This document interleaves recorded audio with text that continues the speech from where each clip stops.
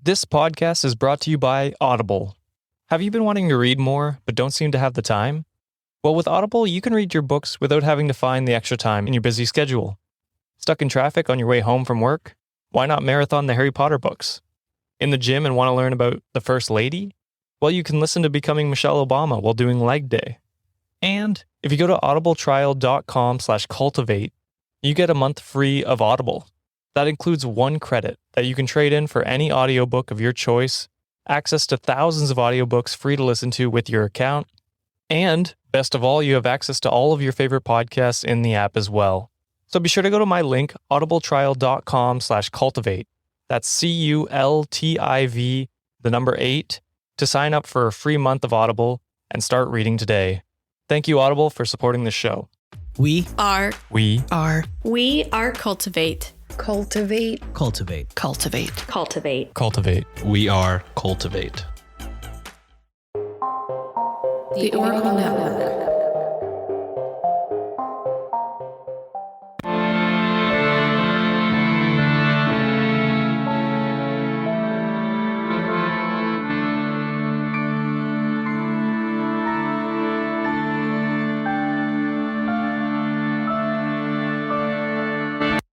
Hello and welcome to a special mini-sode of Ye Olde Crime, the show where Maddie and I discuss the funny, strange, and obscure crimes of yesteryear every Wednesday.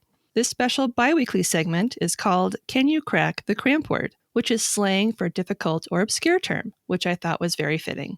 And with me today for the 3rd time is John from the Dumbfounded podcast and Reddit on Wiki. And before we begin, I'd like to give him the opportunity to tell us a little more about himself and his podcast before we start the game.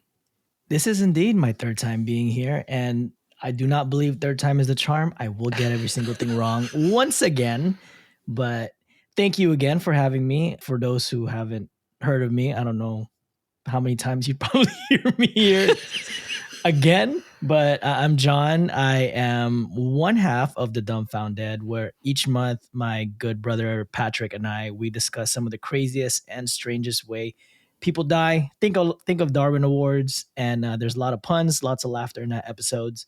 I'm also 1/3 of Reddit on Wiki, where each week my other co-hosts, Sean and Josh, we take turns and discuss some of the not really strange things, but interesting topics that we find on Reddit and Wikipedia, and we just clown on each other all day long. That's a good time. It is a good time, and it's always a good time being here too as well. I was going to say, people might remember hearing John from an episode last year about, was it Bridget Cleary that I had you on for? That was a sad case. Sorry that I brought you on for a sad one. It was, it's burned in my head, and that's no pun intended on what happened to the lady. Yeah. That was a dark one. It was. All right. Well, as you probably surmise, I have some questions for you. So how long have you and Patrick, as you mentioned, your co-host from the Dumbfounded, known each other? We have known each other for, I want to say 17 years. Damn. Yeah, so more than half of my life we've known each other. That's cool. So people may or may not know you from your first podcast, which was Murmur Murders. Yeah, I went old school. So what got you interested in true crime? I've always enjoyed, that's sad to say, like I've always enjoyed true crime. I was a big fan of, I'm a basic bitch. I really liked My Favorite Murder back then. Mm-hmm. I listened to a lot of Serial as well. Mm-hmm. So it's as sad as it was to say I wanted to bring humor in that field, because it's not really some topic that you should be injecting humor in. But, you know, I really wanted to get into podcasting in that way. I was really interested in researching cases, and then all of a sudden it got really, really dark, really, really quick. Mm-hmm. And it was kind of hard to bring personality in that type of show, especially a solo show. Mm-hmm. And because of that, that's kind of what made me spin off to Dumbfounded, because it's like, okay, there's got to be a funnier way of doing this instead of injecting humor into like victims of usually murder cases, which is very sad and unfortunate. Yeah, for sure. So for those that don't know you, you're an avid traveler. Yes. What's one place you'd love to go to someday? Oh, someday. I really want to go to Machu Picchu someday. Mm. It's really, that's one of my dream places that I've always wanted to go to. And another one is New Zealand. Oh, yeah. I don't wear my wedding band, but my wedding band is from Lord of the Rings, and I do want to see the set I do want to see the set where it was shot. So that's one thing that I do want to see someday. Cool. And I gave you a bonus question, which is kind of random, but going along with the theme of your shows, if you had to die in an like absolutely crazy way, how would you want to go? Oh man, this is so easy. I think there was this king. I forgot where he was from, but they had a big giant feast, and this guy ended up dying from overeating. And I don't know if his stomach just straight up exploded from too many desserts, but he ended up dying because he was so overly full. Linz knows me all the time. I always talk about food. I always talk about boba. So if there was one way that I would love to go is eating and overstuffing myself with boba or something. During the autopsy, they're like, he's just full of nothing but boba. Yeah, he's just like, oh my gosh, so much rice in my body that, it's bound to be on my autopsy when it's my turn to die. They're like, the suspect or the subject is full of rice and tapioca pearls. Yeah, I mean, suspect could be possible too. No? You robbed the boba store and took all the boba, and that's how you died. John Wick kills people when they mess with his dogs. If you mess with my bag of rice, I will hunt your ass down. You know how I like to slap them bad boys. Them 50-pound bags. Ooh, that's an automatic. Give him a quick little slap. You mess with my rice, I will kill you. Oh, man. That'd be like the worst way to go. Didn't see it coming. Those things hurt, especially there's like those giant sacks. Oh my God. Oh, yeah. I've one of those. I've seen them. They're like those big sacks of like water softener salts. Like you could do damage to somebody with those. Fun fact, in the pandemic when there was no weight sets anywhere, everything was sold out, and I couldn't go to the gym. I didn't have any weights on me. I legit was squatting sacks of rice. You gotta make do what you got at home, all right? So I just used that. I'm like, I got 2 50-pound bags over here, one shoulder each. There you go. You do what you got to do, man. Exactly. And then I ate it all, and it started to go down in weight. So it is what it is. And then you just started pressing your dog. Just kidding. Actually, I did. Squatting my little corgi, just like, I need weight. But she hated it. She was like, I'm not amused by this. Do you enjoy dark comedy, puns, and laughter? If so, come join two good brothers, John and Patrick, as we discuss some of the craziest ways people die. That's so bizarre, strange, and borderline comical that'll leave you dumbfounded.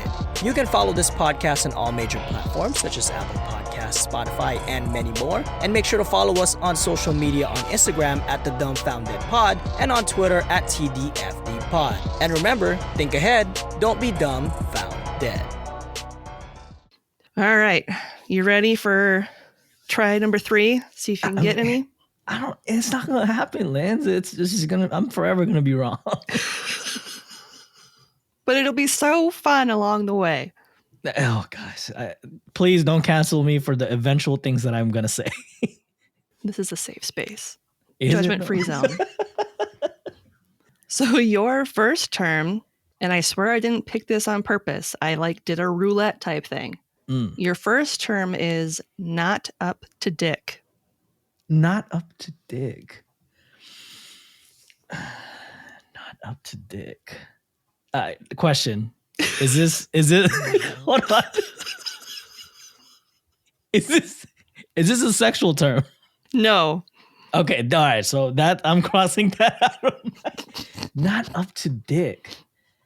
But if you think about it, it could be it could be it could be. If I were to think, and this is not my strongest suit either. Same. Is it someone that, how it was big back then where it was like societal class mattered who you dated. Mm-hmm. If it's someone that's like a Jasmine and Aladdin situation where Aladdin was too poor to kind of date Jasmine type of situation. I feel you. I get what you're saying. Yeah. Not up to dick means you're not well. So it could be kind of it could be sexual. I'm not feeling good. You know, your dick it won't go up. Oh So I my just gosh. Okay. I can kind of not up to dick. So that's me every day. I'm just I'm gonna go to perpetually my not wife. up to dick. I'm gonna go to my wife and be like, baby, I'm not up to dick today. I'm up to dick. No, not up to dick any day. She'll be like, what is happening right now? Mm-hmm. Do we Yeah, need to she's call the like- doctor? Well, that's 0 for 1 so far. All right. Well, technically 0 for how many words have we done? Be over 7. 0 for 7, yeah. Jeebus. Or no, 0 for 5. Because this will be your 6th one. Oh my god. It's All still right. gonna be wrong, so. Your second term is mutton shunter. Mutton shunter. Mm-hmm. Is mutton like a cut of meat? Yep, mutton's lamb. You said mutton shanter? Shunter, like Mutton shunter. Shunter. Mutton shunter. I'm also thinking mutton chops for some reason. Yep. Is it someone who refuses to like clean themselves? I like that definition. It's an 1883 term for a policeman. Huh? I need to know where this came from. Mutton shunter. I mean, nowadays you hear cops that either it's like a popo, oh, it's a 5-0. That's too much to say. Hey, yo, the mutton shunter's coming. Hide the weed. Okay. All right. So mutton was sometimes a slang term for sex workers, and policemen would shunt or shove them out of the area. And so it became an insult to call them mutton shunters. That's not nice, describing those workers as a piece of meat. I know. That is so Victorian. That should be a phrase now. That's so Victorian. That is so Victorian. People be like, It's like what? misogynistic. Well, I mean, it's not like there's still a lot of misogynistic guys nowadays. Yeah. So it's like, you know. But yeah, that's super rude. It is. We're not Dude, mutton. bros. 0 for 7 or 0 for 6. 0 for Jesus. 6. But you gave it a good try.